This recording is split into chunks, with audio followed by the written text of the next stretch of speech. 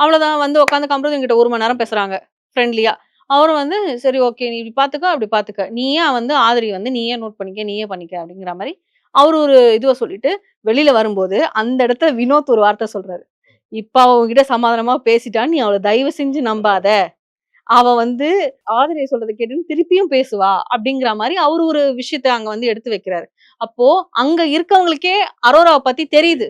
ஆனா ஒரு ஃப்ரெண்ட்ஷிப்காக அத சொல்லாம இருந்தாங்க. இப்போ இது ஆப்போசிட்டா மாறுறதுனால, வெல்கம் டூ கனி கேங், அன்பு கேங்ன்னு இவங்க ஏத்துக்கிறாங்க. ஏத்துக்கோங்க. வேணான்னு சொல்லல. அது நியாயமா ஏத்துக்கோங்க. எது நியாயம்ன்னு பார்த்து ஏத்துக்கோங்க. அங்க சண்டை போட்டா, உடனே பாரதிட்ட சண்டை போட்டா, இவங்களுக்கெல்லாம் அல்வா சாப்பிட்டா மாரி. உடனே கூப்பிட்டு உட்கார வச்சுப்பாங்க. அது இல்ல இப்ப ஏன் அப்படி அப்படிதான் பண்ற? இருக்கு. பார்வதி சிங்கிள் பேரு, ஆப்போசிட் வந்து நெறைய பேர் இருக்காங்க. இன்னொன்னு என்னன்னா, இது நம்ம பேச தான் கூடாது. பட் இது ஒரு வாட்டியாவது எக்ஸ்போஸ் பண்ணணும்.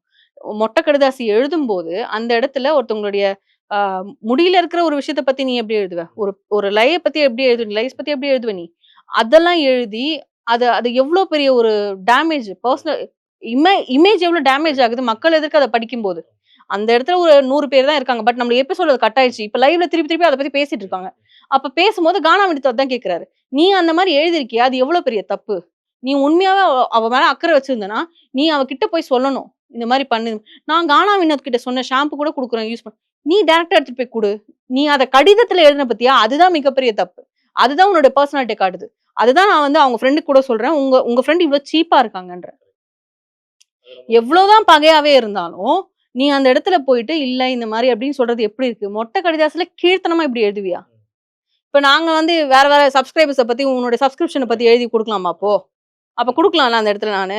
இப்ப அந்த இடத்திலேயே பார்வதி இத செஞ்சிருக்காங்க. சப்ஸ்கிரிப்ஷன பத்தி எழுதியிருக்காங்கன்னா சும்மா விட்டுருவியா? விடமாட்டல்ல. அதே மாரி தான் இது. அவங்களுடைய அது அவங்களுக்கு அது ஒரு இமேஜ். ஆனா அத ஒரு பொருட்படுத்துறாங்க. அப்புறம் கொஞ்சம் கொஞ்சம் பேர் அத பேச ஸ்டார்ட் பண்ணும்போது, அவங்களுக்கும் கோவம் வருது பார்வதிக்கும். இப்ப என்னைய ஏன் இழுத்து எழுதுன அதுல? அப்படிங்கிற மாரி தான் அவங்க கேட்டாங்க.